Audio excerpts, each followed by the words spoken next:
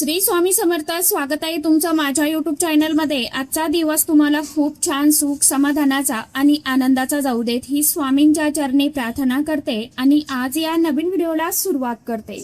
तर बघा मित्रमैत्रिणींनो, 5 मे वार मंगळवार या दिवशी आलेली आहे अंगारकी संकष्टी चतुर्थी. आणि ज्यावेळी संकष्टी चतुर्थी ही मंगळवारी येते ना, तर त्यावेळी तो अंगारकी योग जो आहे तर तो तयार झालेला असतो. आणि अंगारकी संकष्टी चतुर्थीच्या दिवशी आपण गणपती बाप्पांची खास करून मनोभावे सेवा पूजा केल्याने गणपती बाप्पा भक्तांवरती प्रसन्न होतात आणि भक्तांच्या मनातील इच्छा आकांक्षा मनोकामना देखील पूर्ण करत असतात. गणपती बाप्पा हे बुद्धी बळ आणि विवेकाची देवता आहे.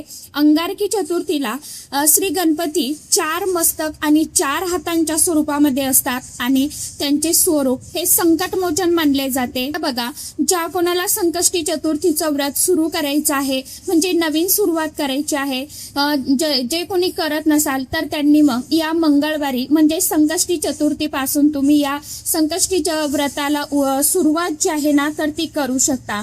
आणि जरी आपण करत नसलो आणि आपली जर इच्छा असेल की आपल्याला संकष्टी चतुर्थीचं व्रत सुरू करायचं आहे, तर मग अंगारकी संकष्टी चतुर्थी पासून आपण या व्रताला सुरुवात करू शकतो.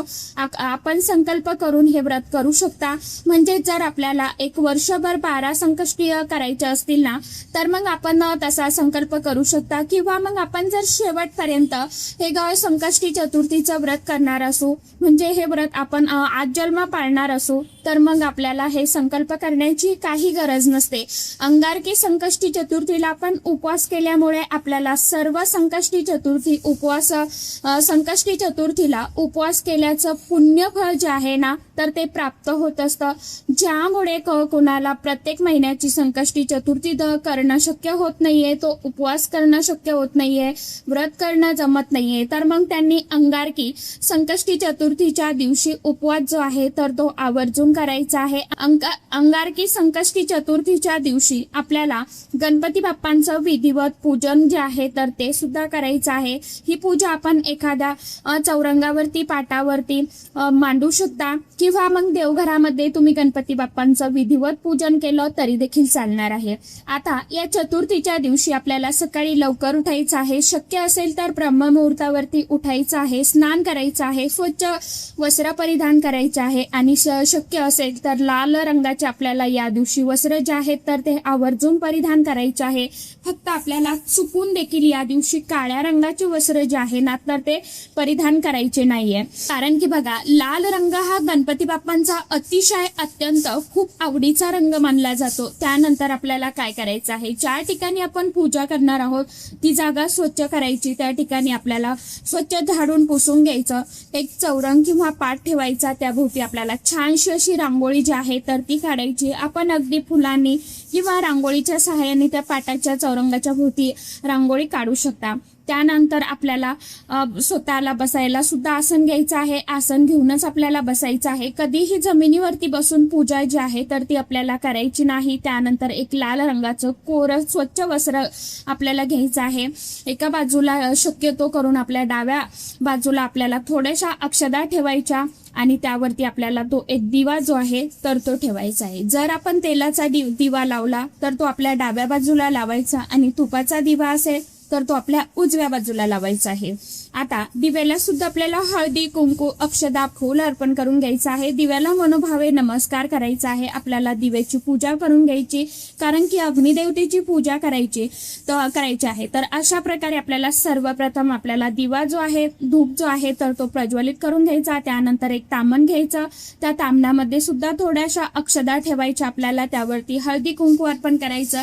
यानंतर आपल्याला गणपती बाप्पांची मूर्ती त्या तामणामध्ये अक्षदावरती ठेवायची आणि त्या मूर्तीवरती आपल्याला सर्वप्रथम स्वच्छ पाण्याने अभिषेक करायचा. यानंतर आपल्याला पंचामृत किंवा दही किंवा गाईचं कच्चं दूध तुमच्याकडे असेल तर त्याने सुद्धा तुम्ही अभिषेक करू शकता. यानंतर तुम्हाला परत स्वच्छ पाण्याने अभिषेक करायचा आहे. अभिषेक करत असताना तुम्हाला ओम ग गणपतये नमः, ओम ग गणपतये नमः हा मंत्र जो आहे तर तो पठण करायचा आहे आणि अभिषेक करायचा आहे. आता जर तुम्हाला गणपती अथर्वशीर्ष येत असेल, तुम्हाला पठण करणं शक्य असेल तर तुम्ही गणपती अथर्व शीर्षम आवर्जून पठण करा. यानंतर मूर्ती तुम्हाला स्वच्छ पाण्याने धुवून पुसून घ्यायची आहे अभिषेक करून झाल्यावरती. आता तुमच्याकडे जर नसेलच पंचामृत किंवा दूध तर मग तुम्ही साध्या पाण्याने अभिषेक केला तरी देखील चालणार आहे, काही हरकत नाही. यानंतर आपल्याला मूर्ती स्वच्छ कोरडी करून घ्यायची. त्या पाटावरती आपल्याला खाली एक विड्याचं पान ठेवायचं. पानावरती आपल्याला गणपती बाप्पांची मूर्ती जी आहे तर ती ठेवायची आहे बरोबर मध्यभागी. थोड्याशा अक्षदा ठेवायच्या किंवा मग विड्याचं पान ठेवलं तरी देखील चालणार आहे. आपल्याला मूर्तीला सर्वप्रथम सुगंधी अत्तर आपल्याकडे असेल तर अत्तर लावून घ्यायचं. मूर्तींना हळदी कुंकू अष्टगंध लावायचा आहे. त्याचप्रमाणे मूर्तीला थोड्याशा अखंड अक्षदा ज्या आहेत तर त्या अर्पण करायच्या आहे. जास्वंदीचं फूल आवर्जून अर्पण करायचं आहे. लाल रंगाचं दुर्वा अर्पण करायचं आहे. आणि यानंतर आपल्याला गणपती बाप्पा दिवा धूप लावून ओवाळून घ्यायचं आहे कारण आणि गणपती बाप्पांना नैवेद्य सुद्धा आपल्याला दाखवायचा आहे. या दिवशी आपण जर व्रत करणार असू तर मग आपण फळाचा नैवेद्य दाखवू शकता किंवा नैवेद्यासाठी आपण मोदक सुद्धा बनवू शकता. जर आपला उपवास असेल तर उपवास सोडण्यासाठी आपण मोदक जे आहेत तर ते बनवू शकता. मग सकाळी जेव्हा आपण पूजा करतो त्यावेळेला आपण बाप्पांना नैवेद्य दाखवू शकता आणि रात्री जेव्हा आपण उपवास सोडतो ना तर त्यावेळेला मोदकाचा नैवेद्य दाखवायचा आहे.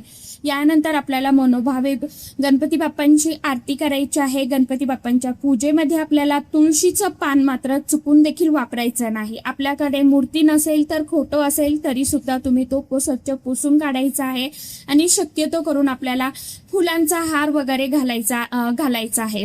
फोटोला हळदी कुंकू अक्षदा जास्वंदीचं फूल दुर्वा अर्पण करायचा. आणि जर आपल्याकडे फोटो नसेल गणपती बाप्पांची मूर्ती नसेल तर मग आपण जी लाल सुपारी असते ना तर ती सुद्धा घेऊ शकता आणि सुपारीवरती तुम्ही अभिषेक करून गणपती बाप्पावर समजून विधिवत पूजायची आहे तर ती करू शकता. अंगारकी संकष्टी चतुर्थी ही अतिशय अत्यंत खास चतुर्थी आहे कारण की ही फक्त वर्षातून 2 वेळा अंगारकी संकष्टी चतुर्थीचं व्रत जे आहे तर ते येत असतं. त्यामुळे या दिवशी आपल्याला पूजा जी आहे तर ते आवर्जून करायची आहे. त्याचप्रमाणे या दिवशी आपण आपल्या घरामध्ये काही साधे सोपे उपाय सुद्धा करायचे आहे. तर आपल्याला एक उपाय जो आहे तर तो आवर्जून करायचा आहे, तो म्हणजे 21 दुर्वांचा उपाय.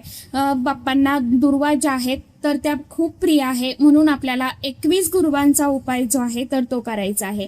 आपण जर 21 दुर्वांचा या अंगारकी संकष्टी चतुर्थीच्या दिवशी उपाय जर केला तर याचे आपल्याला निश्चित शीघ्र फळ जे आहे ना तर ते प्राप्त होते. कारण गणपती बाप्पा त्यांच्या भक्तांच्या मनोकामना ज्या आहेत तर त्या 100% पूर्ण करत असतात. ते आपल्या भक्तांना कधीही निराश करत नाही. आता यासाठी आपल्याला 21 दुर्वा ज्या आहेत तर त्या घ्यायच्या आहे. आपण ज्यावेळी पूजा करतो ना त्यावेळेला आपण हा उपाय करू शकता किंवा आपण दिवसभरामध्ये कधीही हा उपाय करू शकता. शक्य झालं तर मंदिरामध्ये जाऊन आपल्याला 21 दुर्वांचा उपाय करायचा आहे. नाही शक्य झालं तर मग आपण घरी सुद्धा हा उपाय केला तरी देखील चालणार आहे. परंतु मंदिरामध्ये जी सकारात्मक ऊर्जा असते ना तर ती खूप जास्त प्रमाणामध्ये ऍक्टिव्ह असते. आपल्या घरातल्या सकारात्मकतेपेक्षा कित्येक पटीने ती सक्रिय झालेली असते. त्यामुळे शक्य असेल तर मंदिरामध्येच हा उपाय करण्याचा प्रयत्न करा. परंतु या दिवशी गर्दी सुद्धा असणार आहे. जमला तर करा मंदिरामध्ये, नाही जमला तुम्हाला उपाय करायला तर मग तुम्ही घरी सुद्धा केला तरी देखील चालणार आहे. आता 21 दुर्वा घेत असताना दुर्वा व्यवस्थित घ्यायच्या आहे. त्रिदळी घ्यायच्या आहेत, हिरव्या घ्यायच्या आहेत. सुकलेल्या वाळलेल्या दुर्वा ज्या आहेत तर त्या घ्यायच्या नाही. आणि गणपती बाप्पांसमोर आपल्याला आसनावरती बसायचं आहे. एक दुर्वा आपल्याला आपल्या उजव्या हातामध्ये घ्यायची. गणपती अथर्व शीर्षम पठण करायचं आहे किंवा गणपती स्तोत्र जे आहे तर ते पठण करायचं आहे. दोन्हीपैकी तुम्ही जे तुम्हाला सोपं वाटेल ते म्हणायचं आहे. आणि ही दुर्वा आपण गणपती बाप्पांना अर्पण करायची आहे.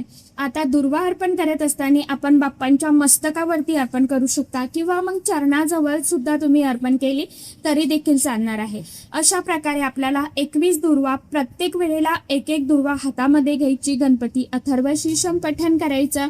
स्तोत्र मंत्र जे आहेत तर ते आपल्याला म्हणायची. 21 दुर्वांची जुडी आपल्या उजव्या हातामध्ये घ्यायची आणि 21 वेळेला गणपती अथर्व शीर्षम किंवा गणपती स्तोत्रम म्हणून आपल्याला ही जोडी जी आहे तर ती बाप्पांच्या मस्तकावरती अर्पण करायची आहे. त्यानंतर आपल्याला मनोभावे हात जोडून आपली मनामध्ये जी काय आर्थिक समस्या आहे, जी काय अडचण आहे, जी काय संकट आहे आपल्या जीवनामध्ये, घरामध्ये पैशाविषयीच्या अडचणी असतील तर या अडचणी दूर व्हाव्या म्हणून गणपती बाप्पांना अगदी तळमळीने कळकळीने मनापासून प्रार्थना करायची आहे. किंवा मग मुलांच्या बाबतीत आपली एखादी इच्छा असेल किंवा इतर जर काही इच्छा असेल, घरामध्ये सतत आजारपण असेल, आपली जी काय इच्छा आहे तर ती बाप्पांना सांगून बाप्पांना मनोभावे प्रार्थना करायची आहे. माझ्या आयुष्यामध्ये जी काय दुःख, दारिद्र्य, गरिबी आहे तर ती दूर करा. अशा पद्धतीने आपल्याला हा जो उपाय आहे तर तो करायचा आहे. आपल्या मनातली इच्छा सांगायची आहे. आता दुसऱ्या दिवशी म्हणजेच बुधवारला तुम्हाला ह्या ज्या दुर्वा आहेत तर त्या तुम्हाला एखाद्या कुंडीमध्ये विसर्जित करायच्या आहे. फक्त उपाय करत असताना मनामध्ये श्रद्धा ठेवा, विश्वास ठेवा आणि सर्वात महत्त्वाचं म्हणजे मनामध्ये नामस्मरण करत चला. नामस्मरणामध्ये खूप ताकद आहे आणि सोबतच कष्ट आणि कर्म चांगली करत चला. तर अशा पद्धतीने आपल्याला हा 21 दुर्वांचा उपाय जो आहे तर तो मंगळवारी अंगारकी संकष्टी चतुर्थीच्या दिवशी सर्वांनी करायचा आहे. सर्वांनी गणपती बाप्पांना या संकष्टी चतुर्थीच्या दिवशी एक जास्वंदीचं फूल आणि 21 दुर्वा ज्या आहेत तर त्या मुलांच्या हातून, आपल्या पतीच्या हातून, आपल्या घरामध्ये जेवढे व्यक्ती असेल सर्वांनी या दिवशी 21 दुर्वा ज्या आहेत तर त्या गणपती बाप्पांना आवर्जून अर्पण करायच्या आहे. गणपती बाप्पांच्या दर्शनासाठी आपल्याला जवळपास कुठे मंदिर असेल तर तिथे सुद्धा जायचं आहे. तर अशा पद्धतीने हा 21 दुर्वांचा उपाय करून बघा. नक्कीच तुम्हाला त्याचं फळ जे आहे तर ते मिळणार आहे. तर आशा करते व्हिडिओमध्ये सांगितलेली माहिती सर्वांना समजलीच असेल. काही अडचण असेल, काही समजलं नसेल तर कमेंट बॉक्समध्ये तुम्ही विचारू शकता. तर चला, आजच्या व्हिडिओमध्ये इतकीच माहिती होती. कशी वाटली नक्की सांगा. व्हिडिओ आवडला तर चॅनलला आवर्जून लाईक, शेअर, सबस्क्राईब जरूर करा. परत भेटूया नवीन माहितीसोबत, नवीन व्हिडिओंसोबत. तोपर्यंत सर्व माझ्या यूट्यूब परिवाराला श्री स्वामी समर्थ.